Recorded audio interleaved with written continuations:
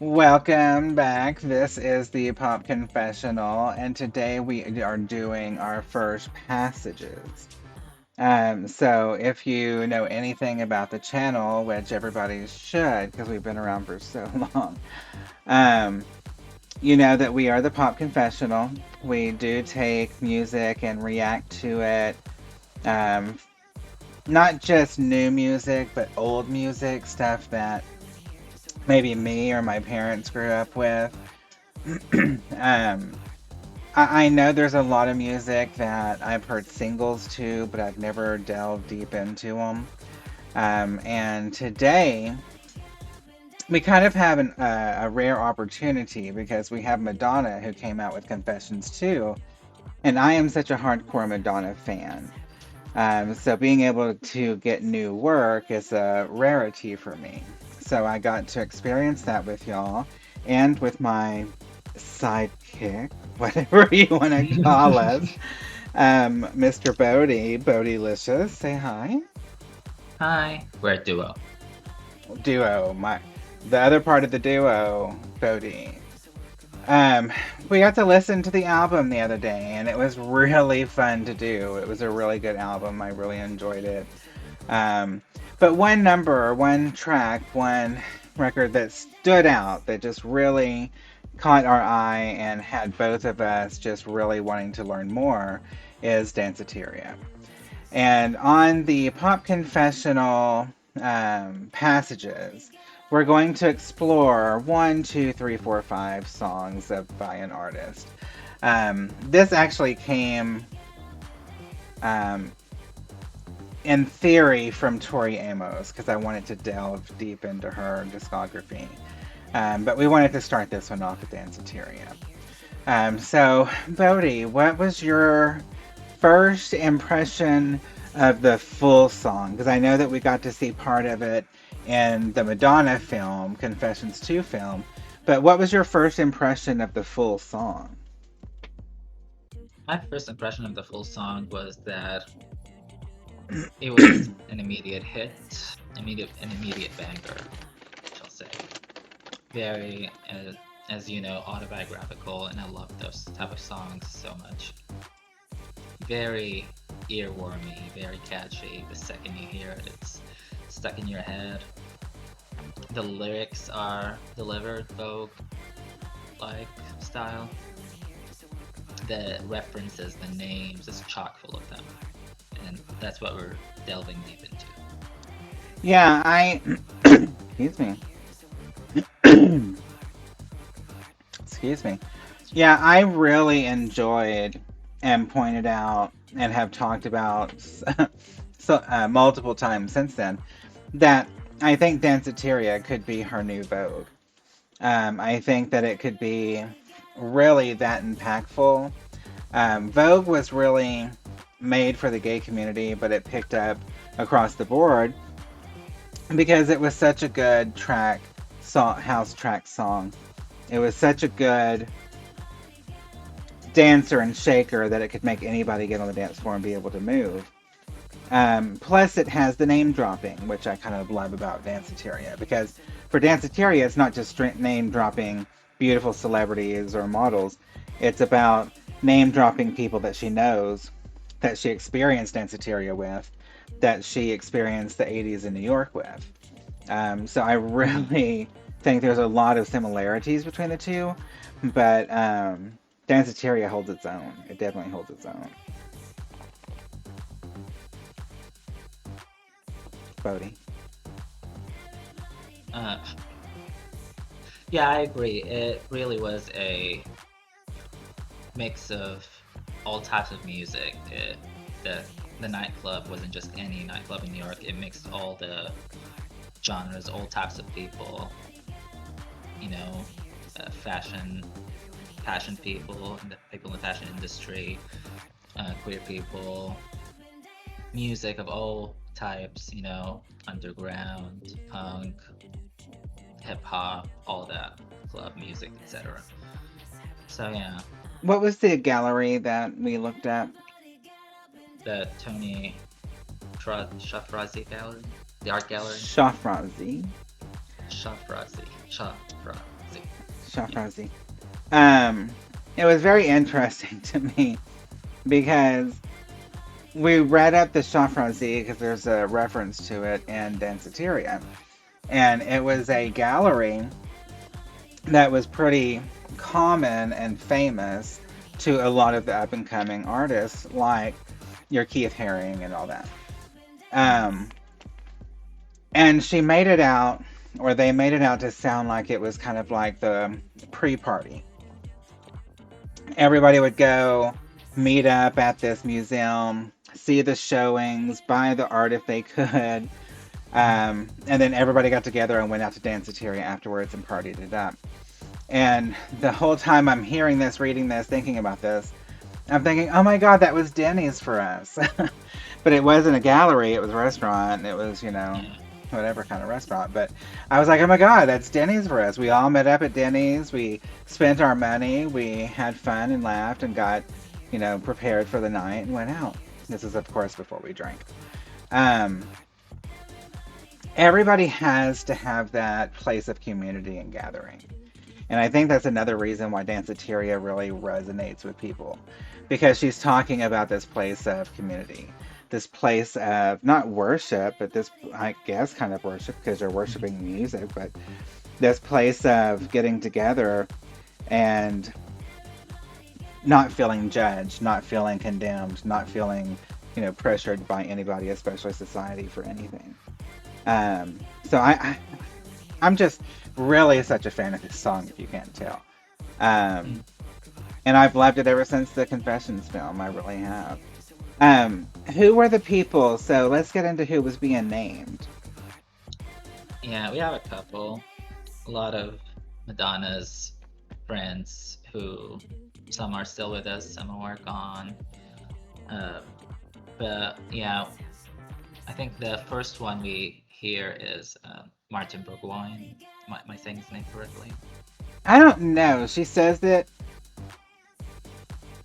Yeah, interestingly in the song, but I I'm don't know probably exactly butchering how it. she's saying it. Yeah. We'll just say Martin. He was her very close friend at Danceteria. He worked there, right? And also, you had Debbie Mazar was also there. She helped her, uh, walked her, showed her way around. Which we love Um, Debbie Mazar. yeah, and I Debbie do. Mazar is one of those that still uh, friends with her, and we even saw her in the Confessions film. Madonna Uh, doesn't have very many friends that last a long time. So Debbie yeah, Mazar being there this whole time says something. it is. We also, I guess the DJ also, Mark Kamens, who played her first big hit, Everybody. Um, Also, there's a Spanish. It's supposed to be a performance.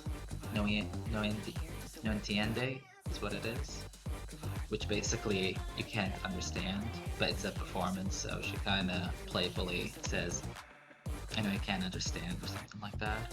So I thought that was cute. Um, yeah, and we talked about already talked about Tony Shafrazi and all that. Who else were mentioned? Um, what was the Puerto Rican call out, which I loved? The Puerto Rican boys who drove her crazy. I thought that was a fun line too. She loves her Puerto Because, Rican boys. yeah. Oh, Howie Montag is the other one that we talked about. I will be honest with y'all. This whole time hearing it, I thought she was saying Heidi Montag or Montag We or all whatever did. her last name is. Um, and I kept thinking, why the hell is Heidi at the front of the line, and why is Madonna pushing her out of the way, and who the fuck? Like, why? I just was really confused. So when we found out this was Hayoi Montag or something like that, it made a lot more sense. Yeah, so basically, Howie Montag is the doorman, right? And Mm, No Entiende was one of the performances, if I understand correctly. Um, okay. yeah, and we also Keith we Haring also was got some mentioned. references. Yeah. We got what's his name? Baptiste. Um, Basquiat. Basquiat. There you go, Baptiste. That was the art Um, gallery. Andy and Warhol. Not the I, one mentioned though. I love the fact that Madonna truly is, forgive me for saying this, but she truly is art pop. She is the mixture of the pop with the art. She likes to bring the artistic references and culture and stuff into her music and the things she does. Um, she's always been that way. There for a while, she had the biggest hard on for Frida Kahlo. Everything was about Frida Kahlo. She loved, loved, loved Frida Kahlo. I think she wanted to be her in a made for TV movie or something. Um, but when she latches onto something, she wants to share it with people. She wants people to come along the ride and learn about them together. It was the same way with Kabbalah when she got into it. So I love that she tries to educate the masses over these and keep people's memory alive. I think um, some of the names that weren't mentioned but were kind of referenced with the whole Tony Shafrazi gallery.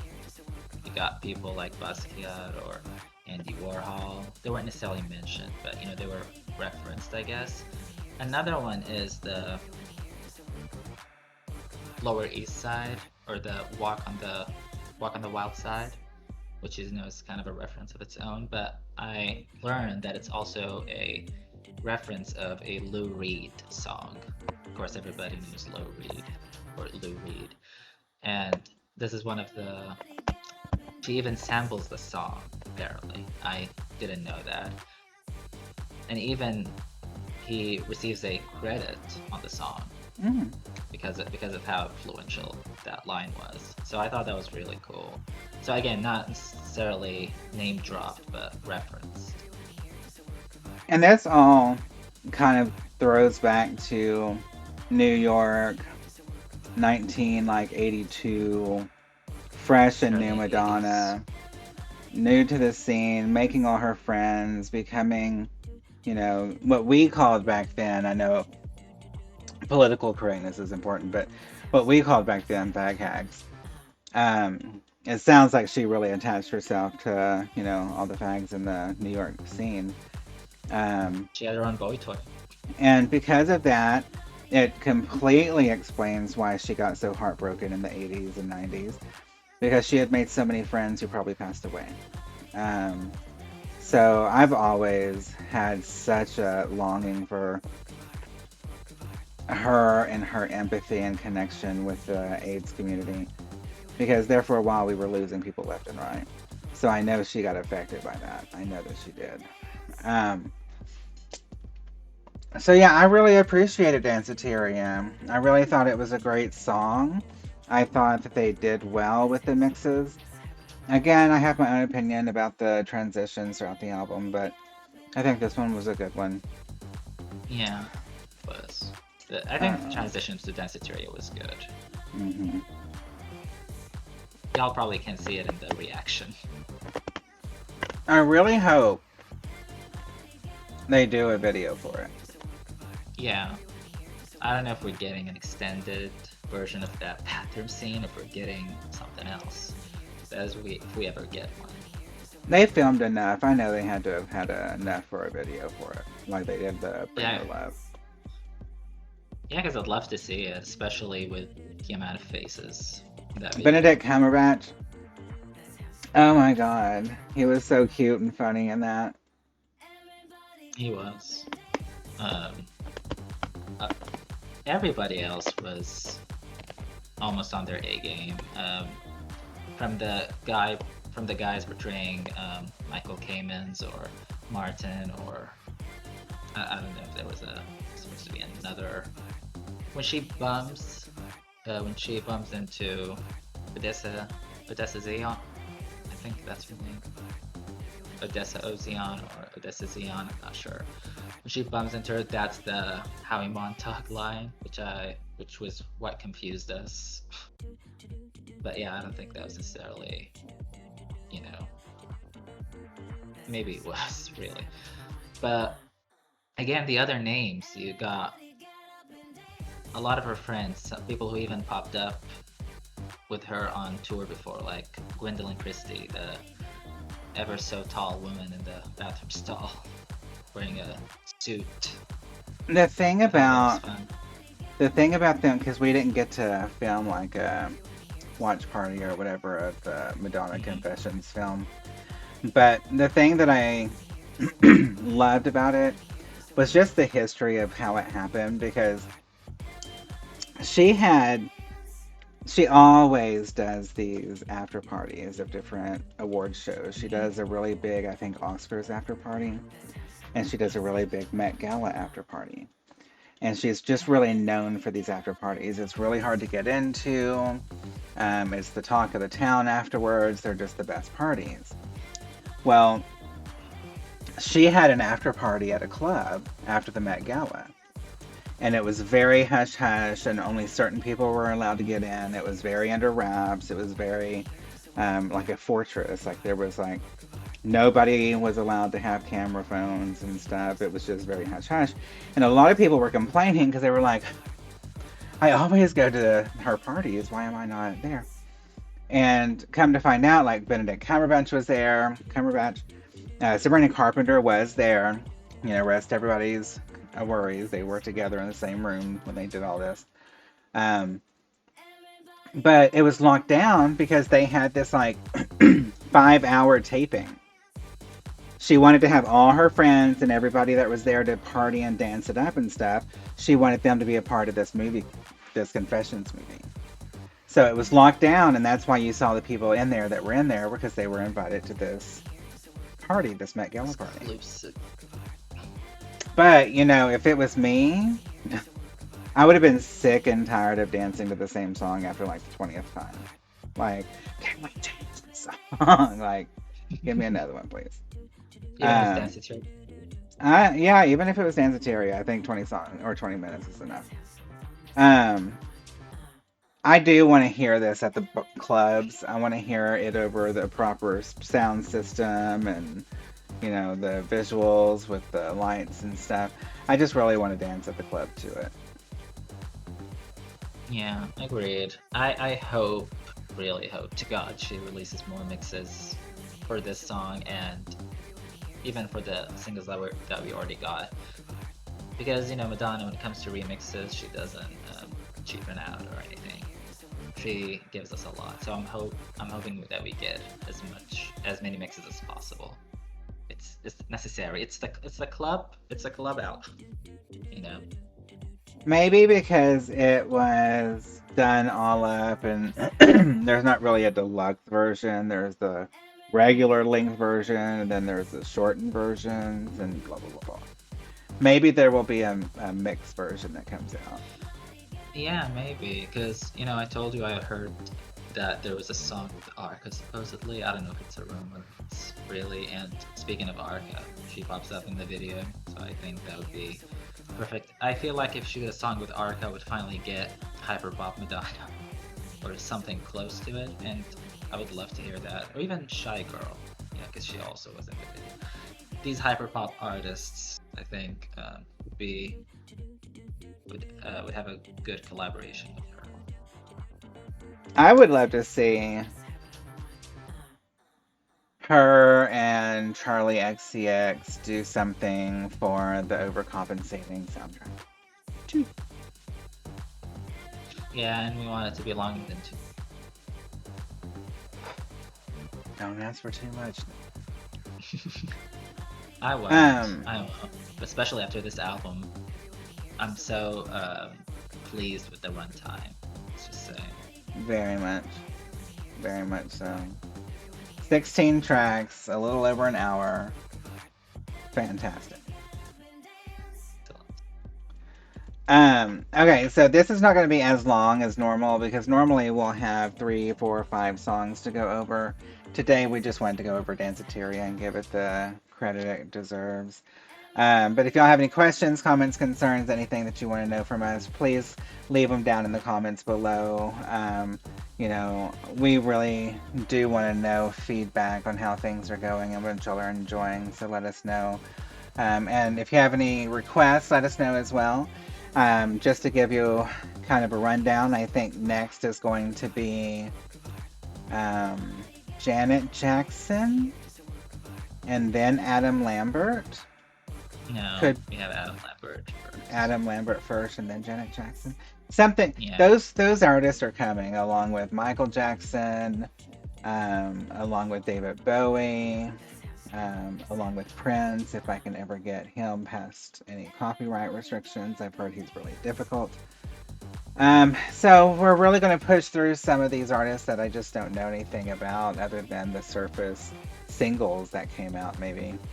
But we're also going to delve deeper into more current artists. So definitely leave some comments with some recommendations. I always like to hear what y'all are listening to and thinking about. Oh, and please let us know if we missed anything regarding today's passage, Danceteria, if there's any more interesting tidbit that we forgot to mention, because it's really one of those songs that we could talk about for hours and explore the meanings of.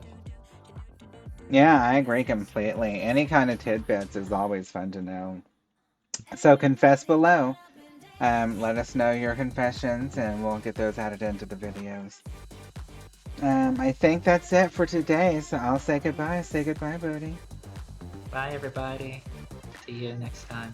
Catch y'all in the next video. Until then, take care. Bye now.